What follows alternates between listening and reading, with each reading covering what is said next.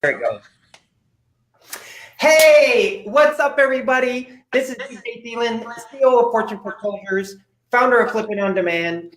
And today, welcome to DJ Thielen Live, another success strategy for you to go out and be able to live your best life. Today, it's a pleasure and a joy to have on the show someone that I personally work with, and I actually go to at least once a year, sometimes more, and actually get some really good insight. And you're going to be blown away today with the stuff that you're going to hear, and she's going to share with you. Welcome to DJ Thielen Live, EnMay. How are you? Wow, Happy New Year, DJ. Wow.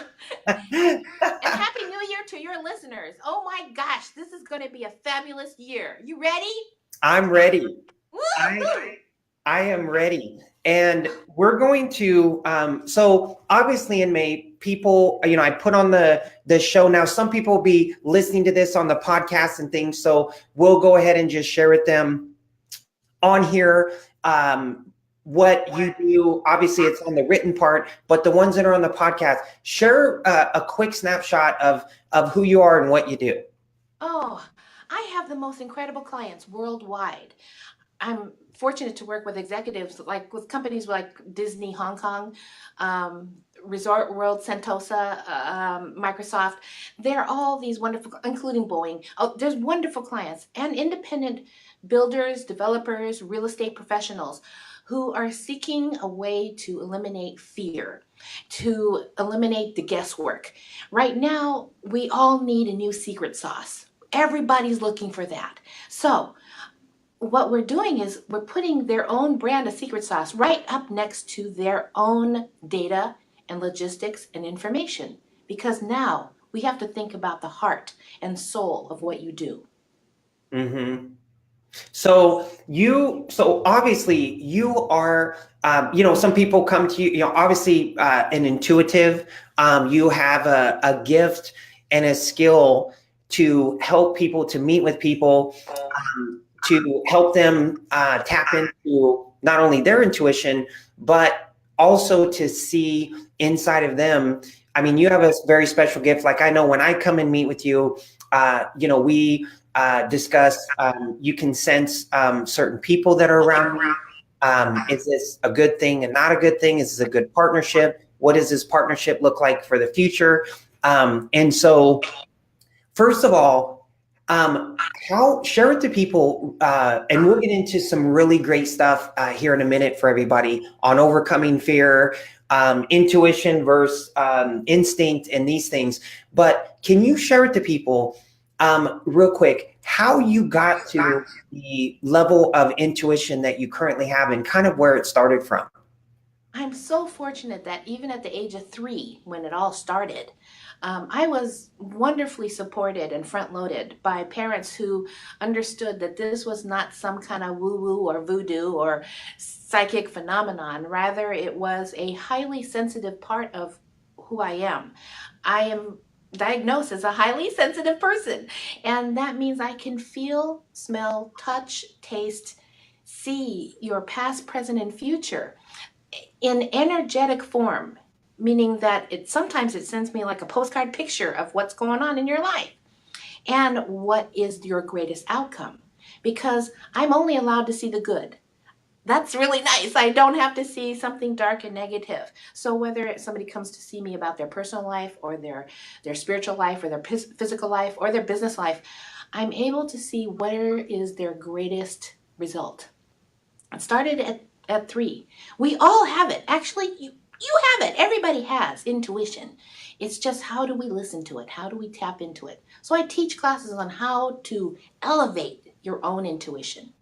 So as you really started gaining your ground on having this intuition, this special gift that as you say, all of us have, which we'll get into, where how, as you started developing this, as far as being able to see, I don't know, some people would call it, forecasting. Some people would call it like seeing the future, seeing if a situation is good or if a deal, like I know specific people that are very successful, high level people that come to you to have you look and analyze deals for them. Put the sheet, you write paper down, and say, "Hey, EnMay, I'm looking at going into this construction deal with this person. Is it a good thing or no?" And you have this intuition of being able to share with them if it is, if it's not, and what you're sensing and what you're feeling. So let's get into how other people can use this and what you share and what you teach. And at the end here, you guys, I am going to put Emily's contact info so you can actually reach out to her, communicate with her directly, talk with her, have a session with her, whatever. So you and I have talked, EnMay, and our biggest, I say a lot, our biggest issue is understanding our inability to control our thoughts, our energy, our emotions, our vibration. You talk about instinct versus intuition. Share with the people on that a little bit on what that is and how that works. Well, everybody walks into my office with their stinky poopy pants, meaning they've got a problem or an issue. They might come in, if it's a real estate professional, they say, "I can't sell this freaking property. It's not going to move. It's not going to work." And everybody I try to put onto it is just horrible. They can't fix it. They can't do anything. I'm getting grounded every time I try to go for a permit. Okay, so actually their own vibration is exactly resulting in that. They're getting cranky, stinky pants right back at them. So what I actually do is stop that noise. We have to get to a place where we're actually breathing again. That noise comes from this like panic and anxiety. And that shows up in the deal. That shows up to the people you're working with, who's standing next to you, the buyer, the seller, the builder, whoever is there is breathing like you. Okay, take a deep breath. Because after that, we've just turned down the noise of what I call instinct. Instinct is fear-based decision-making. It is led by your ego. Now, some people's ego just gets a little out of size for whatever's happening. So sometimes we need a big upside the head, and we tell ego, and I call her my bitchy kitty, or the drunk monkey, or that loudmouth in the back of my head.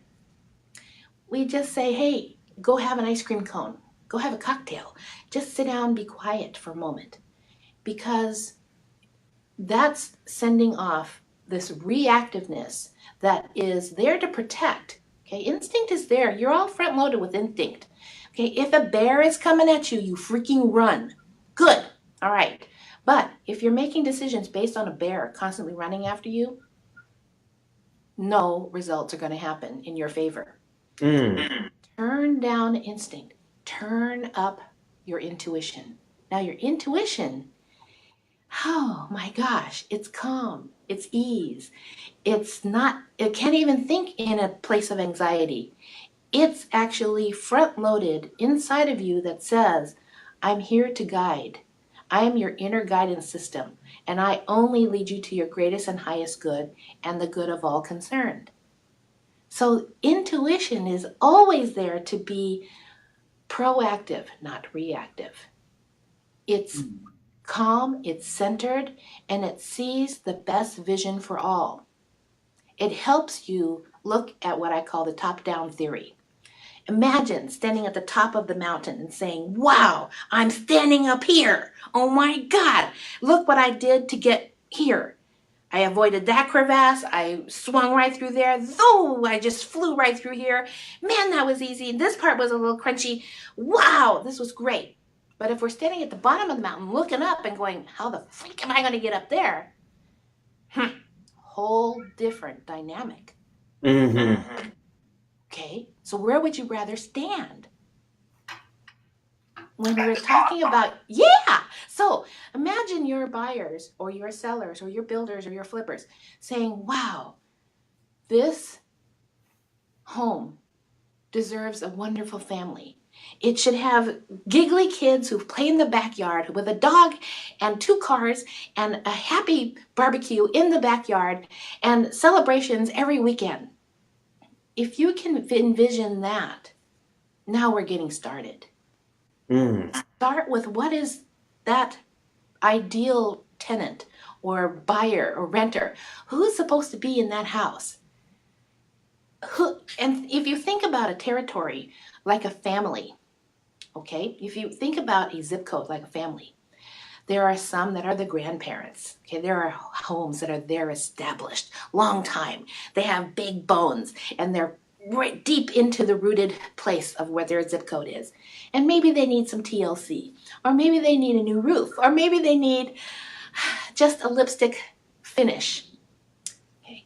Maybe there's also what I call the kids. Okay. Now, the kids are the apartments or the multi-level dwellings, maybe the duplexes or the fourplex or triplexes. So they have more activity. They move quicker. They need ease and action to get in and out. And they have a dollar sign that is comfortable. So we have to think about how many of these adults or grandparents or kids are in a neighborhood that make a whole neighborhood. So when you select a property, envision the greatest outcome. Who should be in that house? Who's going to enjoy it the most? And who's going to pay that amount that you're asking? So that is listening to your own intuition. So, EnMay, let me ask you this. So, envisioning our greatest outcome, Yeah. that's really something that obviously, what, kind of some people say it's a no-brainer, we should do in everything. However, what is from a mental standpoint? What are the things? Why does obviously fear is there to protect us? Fight or flight. But how can somebody? What advice would you give to people that are watching this, saying, "Gosh, you know what? I've got a um, bad outlook on things, or I look at things in a way that I shouldn't, or whatever." How can people that have a glass half empty mentality change that? What are the things they need to do in order to change that so they have a glass half full mentality? Okay. Many times that half glass, half empty glass was caused by memories, something that I call hereditary hostage. You may have experienced or heard or saw somebody lose or die or not have the result that they wanted. Maybe you had heard from somebody else, oh, you better not do that. Oh, this is not the way the company acts. Oh, I don't think that's a good relationship. So there is this negative result that's already been now taped to your memory banks that say, okay, this is what I know. So we don't usually update our own definitions. In fact, most definitions in our head are implanted before the age of 12, when cognitive thought begins to take place inside of our brain. So we have this definition of what's a mom, what's a dad, what's a sister, what's a relationship, what's a friend, what's success. What's happiness? What's not happiness? What's financial abundance? We have all of these definitions that are created so early on. So I like to tell people, update. You know how often we update these freaking phones? Those are the times when I sit down and I update my own definitions. Look, I'm half Japanese, half Chinese, married to a German Irish boy from the Midwest who lives in Seattle, and we have a basset hound. Okay, now this is a combination of cultures and lifestyles, and that meant there better be a rice cooker on the counter. That said, we're going to combine a new relationship and create a new definition of what is family. So immediately, family got updated. The word family is now, my gosh, it is worldwide. And it contains even my husband's ex-wife, which I just adore her. So this is the relationship that we have with our own definitions. If it's going to be difficult, then damn it, it's going to be difficult. If this guy's going to be a weenie pants, fine, he's going to be a weenie pants. But if we can just say, wow, he might be stuck in just a bad moment. What can I do to help him feel more at ease? Or, gosh, if he remembered it that way, what can I do to make it the way I needed to make it. So Now, so EnMay, the hereditary hostage, that, and this is great. We're getting into this because we've never talked about this, but you hear a lot of people, the biggest issue, or a lot of our issues as adults were formed in early childhood. So, and I've seen, be it things, that I've talked about personally with you, that I've realized, Tony Robbins, I've seen, dig into that.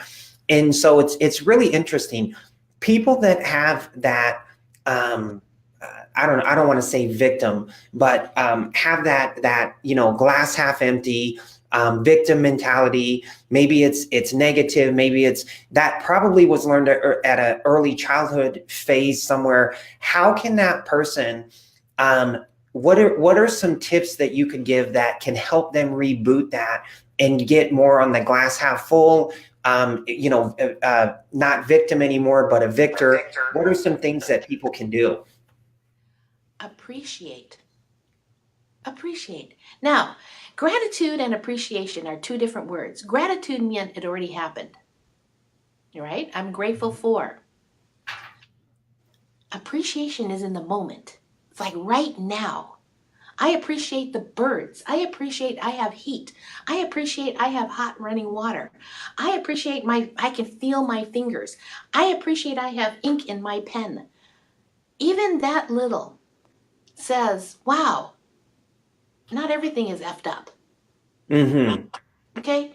Let's get to the moment where, gosh, I have friends. I have these relationships. I appreciate these moments right now.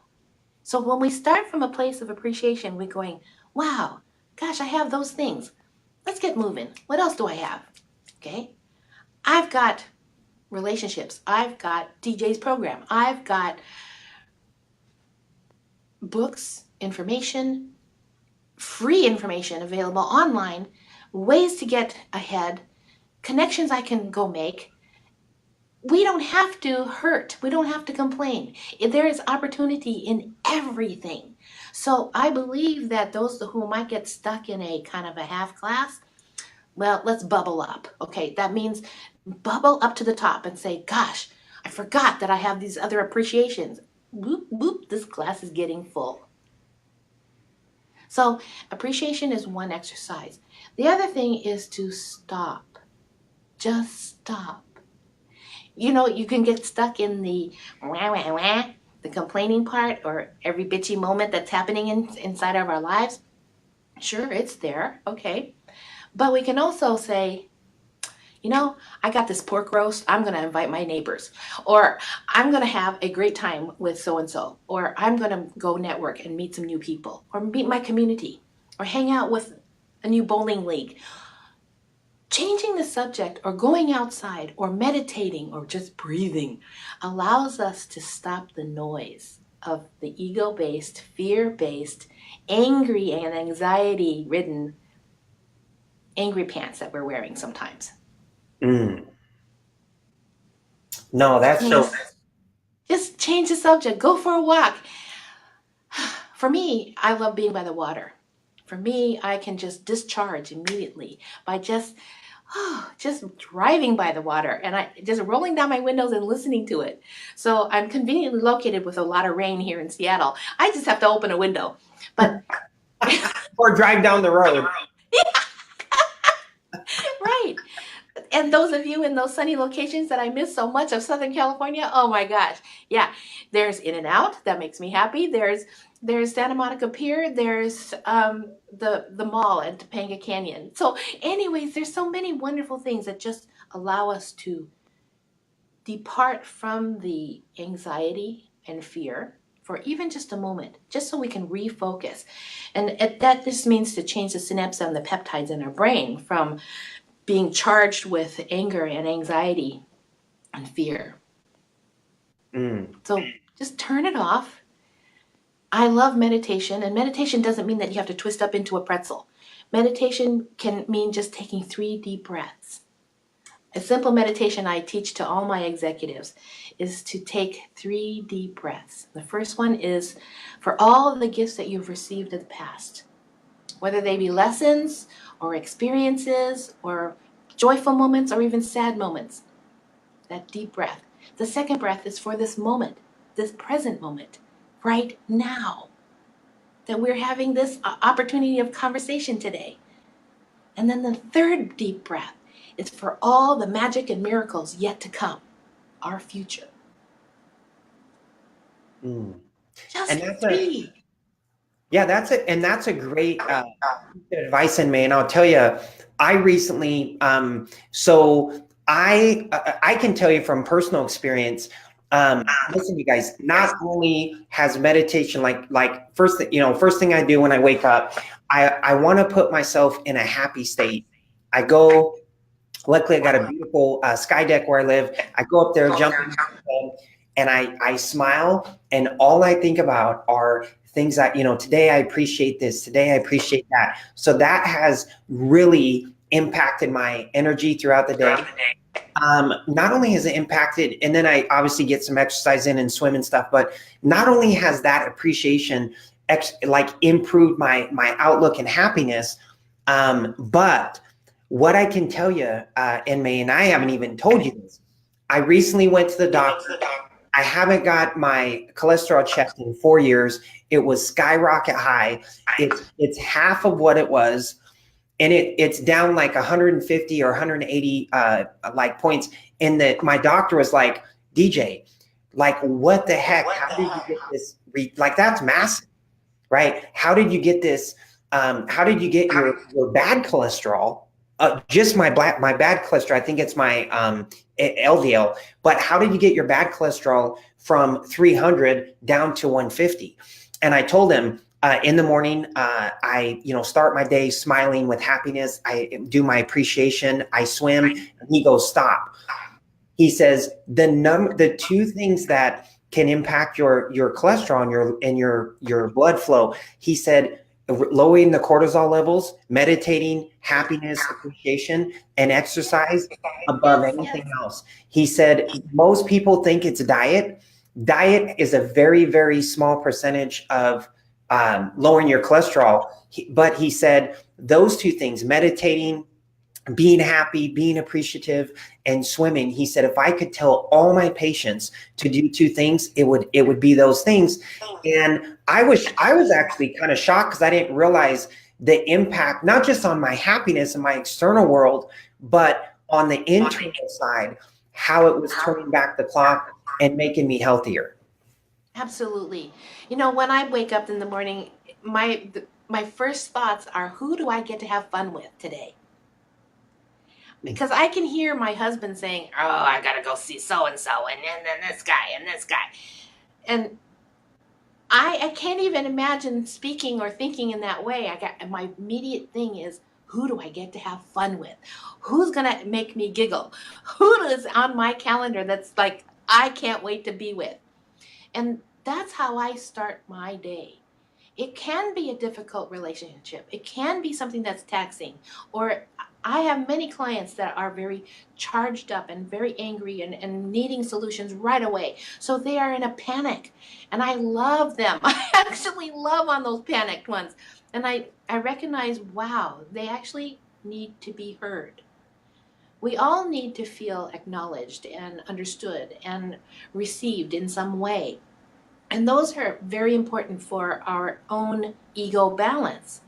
So when the balance is off, when our ego is the one leading the pack of our own determination, it's time for that ego to be very quiet and recognize something I call the noble higher purpose.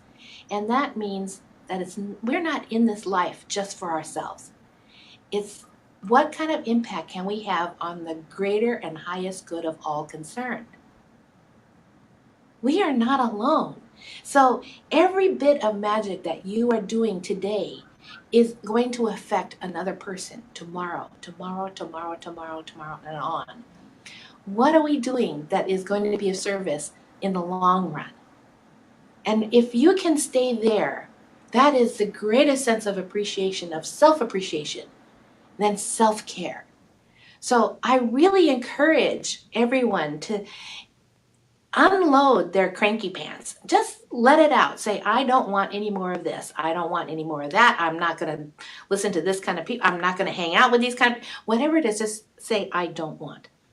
Recognize that the voice of where you learn these things of the past were from your past. That's from your hereditary hostage. Now, imagine starting your sentences every day with, I love it when. Just imagine that. I love it when I get great deals, just blowing up my phone. I love it when there is money available at all times to me because I am maintaining my integrity and my business and my craft at the highest level. I love it when I get to be with like-minded people. I love it when I have success that I can share. I love it. Okay, when we start with those sentences, I love it instead of I don't want, which result would you like? Mm. It's so true. I mean, you hear this, from people, law of attraction or various things. Now, you work with, which I'm going to tag his ass in this. You work with Thatch. No, Yes. obviously, Thatch is a amazing guy, good friend, influencer, speaks a lot of life into people, sharing with them the mindset and energy things that you've shared with them, even things on how they can, here's a guy who came from, believe it was Vietnam. I mean, his story of starting with literally nothing is beyond nothing, and seeing how he changed this and his mindset and in order to grow, and now he's able to help and share that same knowledge, with other people. Yeah. A little bit, what I do as well, and that's why I do this show, is to really give back to impact people. People go, oh, DJ, man, you got a lot of listeners, you got a lot of followers, you can have sponsors and make a lot of money. Like, that's great. That'll come in the future. That's not the purpose of the show. The purpose is to really help inspire people and really give people like weekly nuggets on how they can be better, how they can do their best in various aspects of life. So kind of off on a tangent there. So you've shared with us the instinct versus intuition, and a lot of things, how to start your day with, I love it when. That's something that I don't do, that I'm actually going to implement. What about EnMay, people that feel that they're not living their best life? Like, they know, maybe it's the job that they're in, and they really want to step out and start that business they want to go for, but they keep putting off, or they want to start this relationship, or maybe it's leave a relationship, or maybe it's leave a business, or whatever it is. It could be starting and leaving.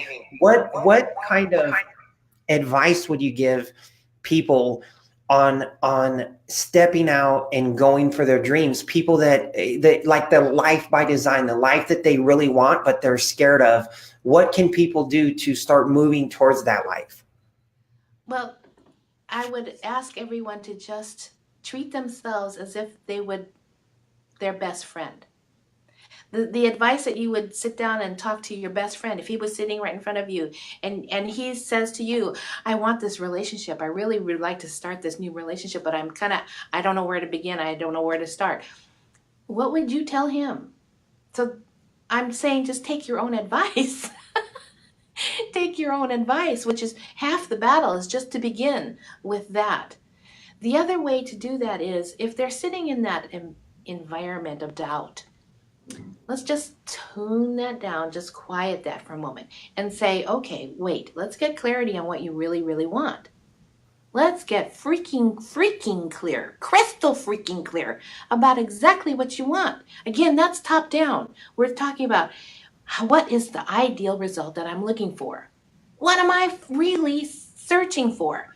Let's get there first so that we know what that ideal relationship looks like, or that new prosperous feeling of abundance looks like. I had a client who came in here and said, all I want was a $5 raise. I said, holy hell, you're not dreaming big enough. Let me help you get clear on what you really want. You want that Poipu, Hawaii experience. You want your own condo. You want a vacation every year. You want to celebrate there with your friends and family and putting them on a Learjet and a private jet to enjoy that opportunity. So you wanted a $5 raise or $50 raise? No. That's a good start. Okay, I understand that because she was looking from down here up there. So you're talking about looking, almost like what people would say when they talk about, you hear like Gary Vaynerchuk, probably Grant Cardone, certain people that talk about reverse engineering. So looking at it from, it's like a business, looking at it from the end of the result, like this is where I want to be. Yes. And thinking about it from that standpoint, hey, I want this house to sell for $400,000. I see it, I expect it, and seeing it from that point, the end result, and then moving backwards. Correct. So then that way you can see, okay, what's my first step I have to take this week versus how the freak am I going to get there? So we have to get a clear understanding of what is our ultimate goal. Many times it's because we don't have real clarity of what that really is. So that's our first search is really, are we playing with our passion or skill set? And that's a very interesting thing that people get confused with. Getting clear about your passion versus skill set. Now, skill set says, okay, I'm really good at doing this, this, this. Maybe I don't like making money at it. Maybe there's somebody who's a great accountant and she says, I'm tired of playing with those numbers and I can't stand sitting in an office in a cubicle all day long. I'm good at it and I get paid for it, but I hate this. Okay, so I don't ask them what you want to do. I ask them, if you were going to design your life, pick a zip code. Where would you like to live? What does it look like? Do you feel sand under your feet? Do you hear water? Is it mountainous? Are you entertaining friends? Is it quiet and zen-like, or is it a Manhattan skyrise tower? What do you feel? Because I really want them to get so crystal clear on what is the ultimate goal or what is the ultimate result. Now we can start our engines and rocket fuel towards that. Because what I'm looking for is what fuels your rocket. Mm. And we do that like in our academy. We talk about like the perfect day, which is, hey, if you can live your perfect, designed, absolute perfect day, what would that look like from the time you wake up to the time you go to sleep? And we have people write out like their perfect day and start getting really crystal clear because, you see so many people, it's like, oh, I just need to flip a deal. I just need to wholesale a deal and that'll fix everything. No, that won't fix everything. Like that may cause more issues. And that living in the instinct, Yes. right? Versus the intuition, mental aspect. It's like, oh, I just need to do a deal. And so ripping that apart and changing and saying, hey, you're 50, you're still struggling. And that's okay. Like we all have struggles, but realize the thinking that got you to the point you're at now with no financial security, financial issues still, trying to, living paycheck to paycheck, month to month, that if that doesn't change, doing a deal is not going to change that. You have to change. You have to slow down. I tell people, slow down to speed up. That's kind of what you're saying, right? Is slow down, get clear on what you want and see it from the end first. And once you get clear on your life and your vision, now you can come back.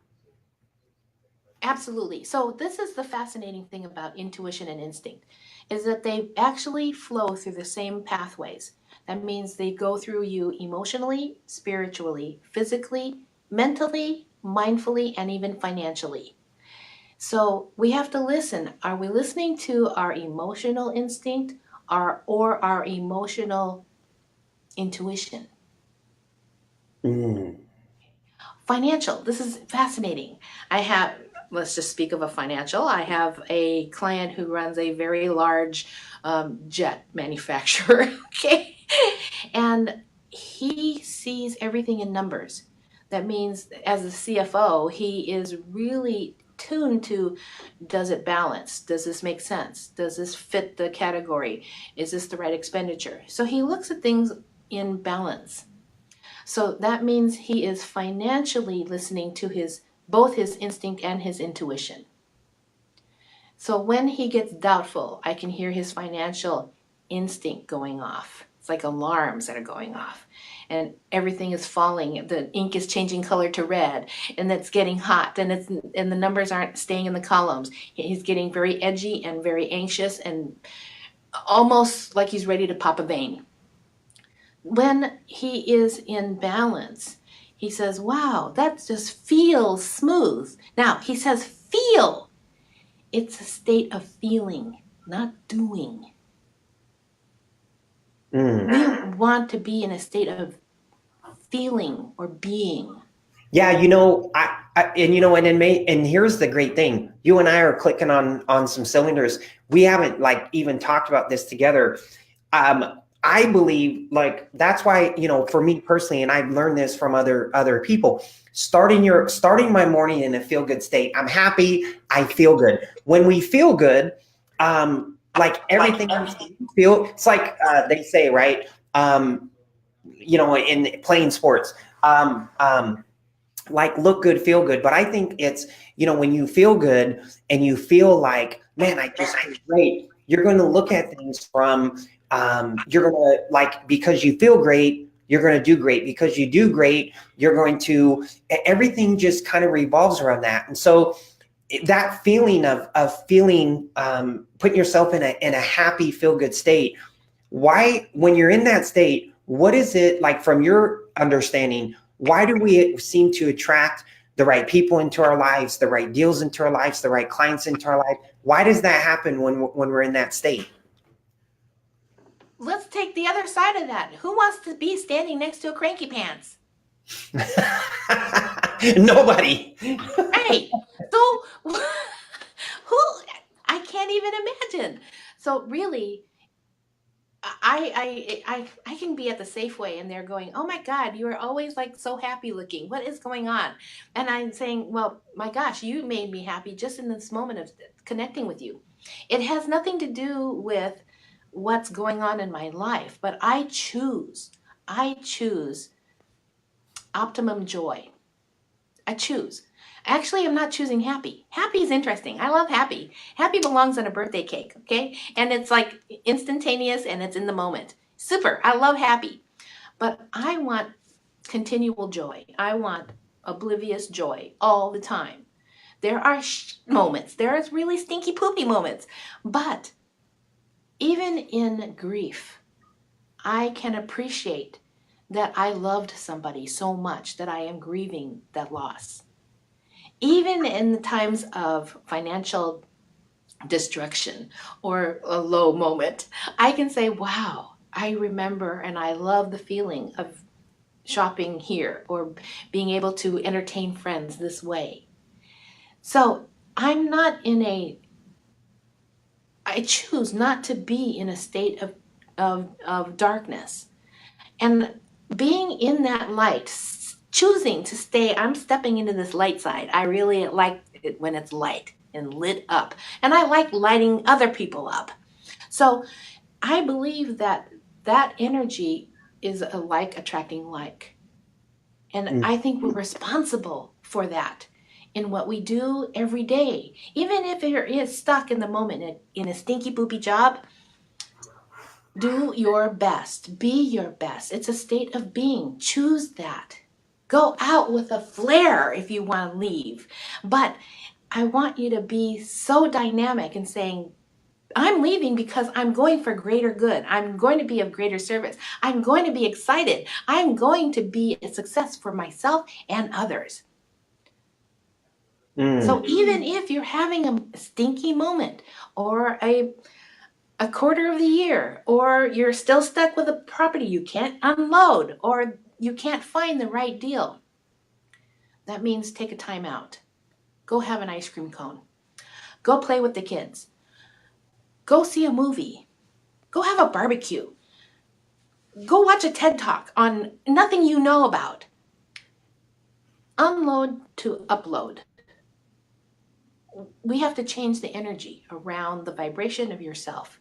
If you're in a blue mood, recognize it. I'm not saying push it down. I said recognize it, acknowledge it. Say, God, I'm in a really stinky poopy mood right now. Okay. If you want to say, I'm going to stay there for another 45 minutes, fine. Or I'm going to stay here all day. But how long can you hold a fist? Really? How long can you be like that? It hurts to stay in pain. Choose. Why do people that choose to stay in pain? I mean, I have my own like beliefs, but I want to hear from you. Why do people choose to be in pain, almost like a self sabotage? What causes that? And May, is that living in the instinct mindset versus intuition, or Yes. is it just like to me? It's just I've realized really over the last year or two more than any time that living in consciousness, like being aware of that, hey, I can choose to be happy. I can choose what thoughts I believe and what thoughts I don't believe. I can choose so much. I have so much control that I'm going to focus and choose to look at the things and look at things in a way that serves me, that I can control. And all the crap that I can't control, who cares? I can't control it. But why do people stay or choose to stay in a self-defeating, bad, woe is me state? Why do people choose that? I guess, I don't know, maybe it's a dumb question, but why do people choose that? It's not a dumb question. It's actually comfortable. It's comfortable. It's something that they already know the result of. Look, I'll share something that was kind of funny. 3 women hired me to show them how to date. Um, I've been married for 28 years. I didn't have to show them how to date, but I needed to show them what they were attracting. These 3 women, they gorgeous. I mean, gorgeous. And they said, we keep picking the same kind of guy. Oh, they're liars, they're thieves, they're users, they use me up and spit me out. I become not even a priority. And they're giving me this whole I'm not good enough feeling. Okay. So, all right, we're on assignment. So they selected a wonderful club in a very highly named hotel in Bellevue, and there were 3 conferences going on at the same time in there. Microsoft was having something going on, a dental convention was going on, and an anime convention. So naturally, Was it happen to be the Hyatt?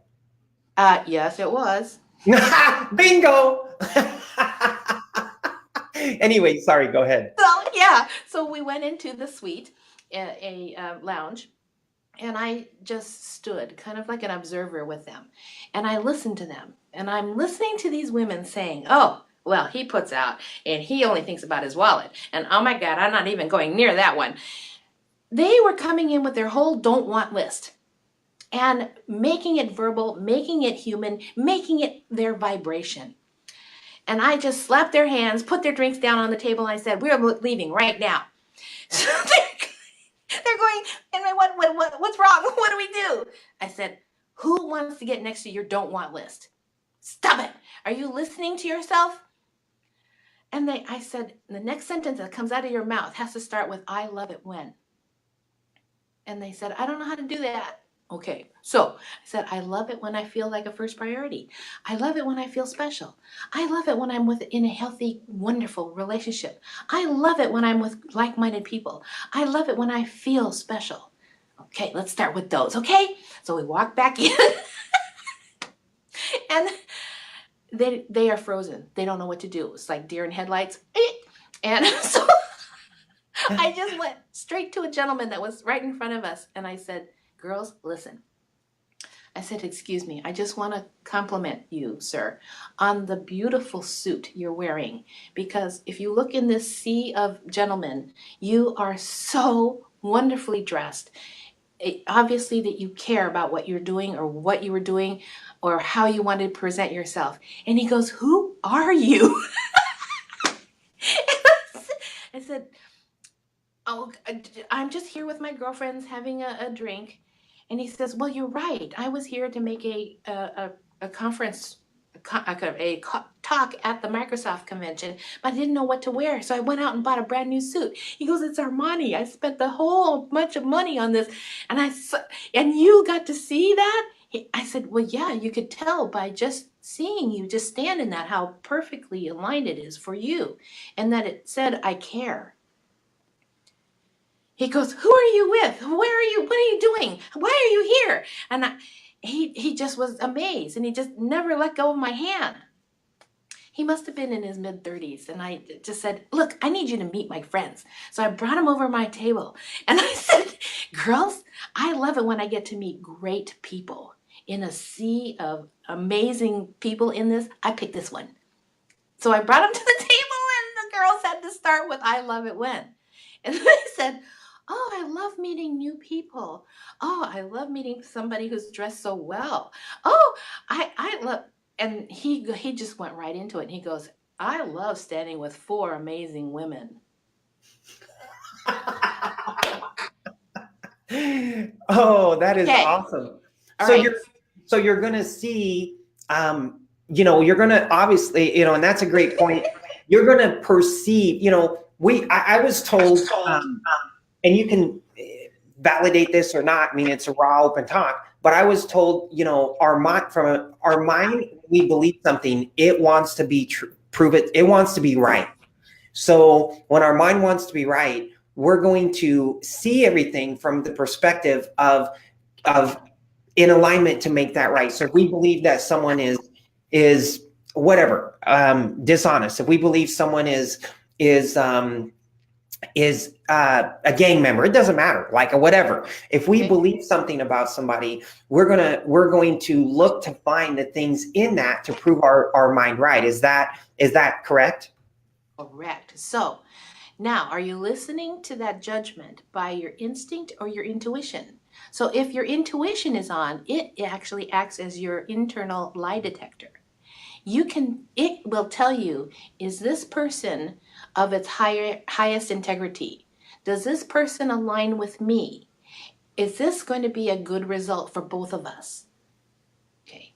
Now, if you're then going to talk to your instinctive person that says, is this person going to be in my integrity? Is this person going to be good to me?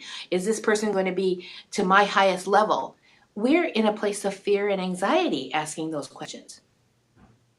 You're going to get fear and anxiety answers right back. So I ask everyone to just turn down the noise. It's really a kind of noise that affects our body, mind, and spirit, the instinct noise. If we can listen to our intuition, which is the noble higher purpose, which is the voice of calm and ease and the highest results for all, wow, we are in alignment. So my feeling is that everyone can meet their success goals. Everyone can rise to whatever occasion they have. First, get total clarity of the big dream, and then dream it a little bigger. And be around people that that support that, right? Yes, my goodness, yes. Now, I often lead seminars and workshops, and my clients, 200-300 of them, will go running home and tell their significant other, you know what I learned, you know what I want to do, and they kind of overload junkie, like that, that seminar junkie feeling, like I need to share all this information with you, and they vomit all this on their significant person, and that person's going, get away from me. I highly recommend a softer approach on that, saying, gosh, we should have dinner together. Let's talk about what I learned on this one. Or, oh my gosh, let's share this with the kids. But first I want to share it with you. Oh, hi, Lauren.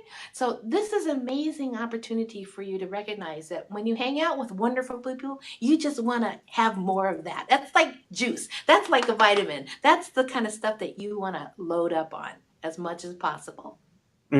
Oh, Absolutely, 100%.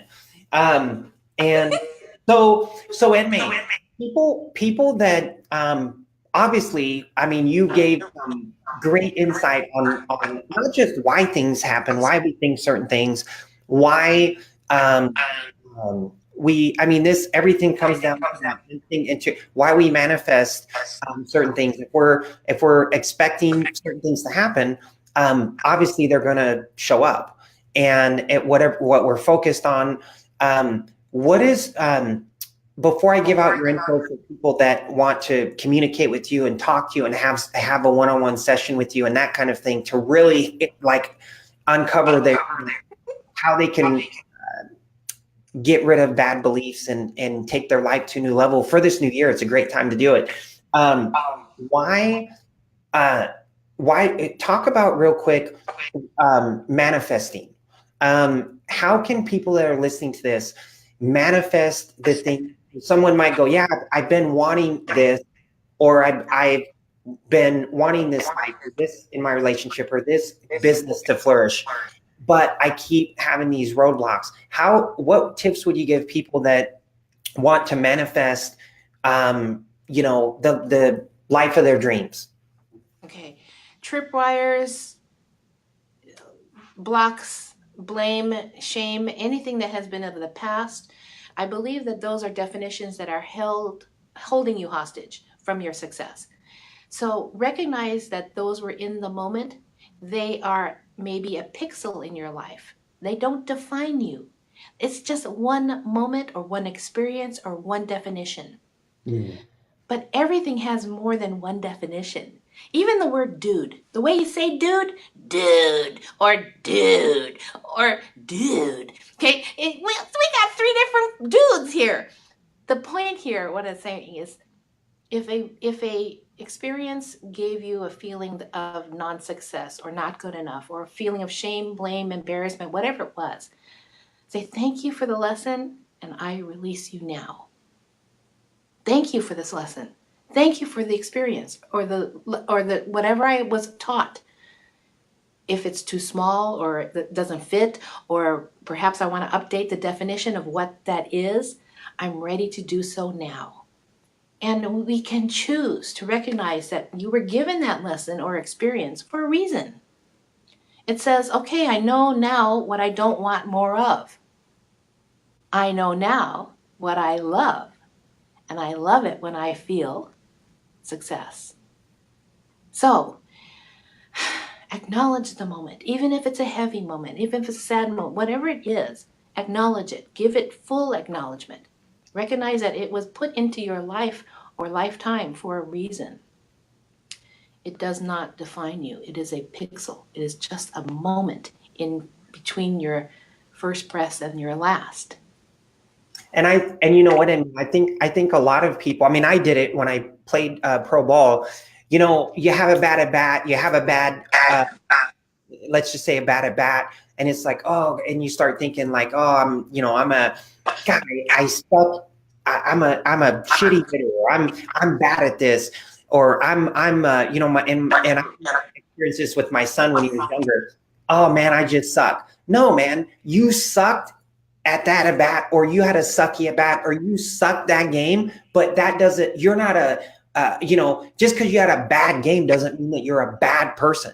And I think so many times it's so easy for us to we have to be conscious of this. And this is where it comes from what you're saying, being aware and conscious of our thoughts and saying, hey, I'm going to look at this through my not my instinct. The instinct goes, yeah, I suck at baseball. I'm going to quit. I don't even want to play anymore. And the intuition would say, okay, let me think about this. Man, I really sucked at some of these at bats today. But how can I recognize what I can do better. I recognize what I can do better. And I love the game, and I love playing baseball, and it's going to be okay. Tomorrow's a new day. But it's so easy for us to, if we're not aware, living in consciousness, living in awareness, if we're not in that awareness, we're going to, those bad programs, whatever you want to call, we're going to live in that. It's almost like by default, we live in an instinct, right? and the instinct is almost default. But to live at a higher level of awareness, that's what you're talking about, living in the intuition, right? Right, right. I mean, think about it. When we're caring for babies, we're always saying, "Oh, don't touch that. Oh, don't go there. Oh, don't do this. Don't do that." Okay, we're loaded with a lot of don'ts. So we're actually living from a place of instinct. We're living in instinct. To create your own confidence and courage and bravery, it means listening to that inner voice. It's a listening to a knowing that is beyond proof, beyond words. I'm not saying it's magic, it's not woo-woo or voodoo. You all have it. Everyone has it. So it's turning down the volume, the noise of instinct, and allowing yourself, really gifting yourself a moment to says, what would please me? What would be exciting? What would be so delightful to share? Go there. Go there, because that's where your intuition is alive and awake and alert. I love it. So with people EnMay that are watching this, there's a lot of people that are going to watch this on Facebook or watching it live. They're going to watch the replay. Also going to hear it on our podcast. I want to share with people, you know, how they can get in touch with you. And I can tell you guys this. I went to EnMay. I actually met you through Joe, I think, initially, and then I found out that, you know, that you worked with Thatch and Stacia, and all these people. In fact, Stacia said something on here. She says, "My two favorite people." Oh, Stacia. So, I miss you. yeah, so I love Stacia. I got to talk to you a little bit, but you know, so I want to share with people that want to. And I'm going to share it on the screen here for those of you that are on this, but also those of you that are listening to this. If you like, I can tell you, you know, EnMay shared some stuff with me from a personal level. Even EnMay, the first time we met, stuff you shared with me about walking into the room and baseball's following me in, and you go, what kind of connection do you have? I'll never forget that. What kind of connection do you have with baseball? Or even recently, you said, "Hey, I'm going to kind of check your health. What's wrong with your knee?" Which is the only part on my freaking body that is sore. I'm thinking, you know, so you never ever cease to amaze me. But at the same time, you know, those of you that are wanting to really understand like where you're at, what kind of path you're seeing for your future. It could be relationship wise, it could be business wise. I'm telling you, this lady has a gift. You can reach out to her. She can tell you her rates, things like that. But she can definitely talk to you about having a, you know, one-on-one session with you or what have you.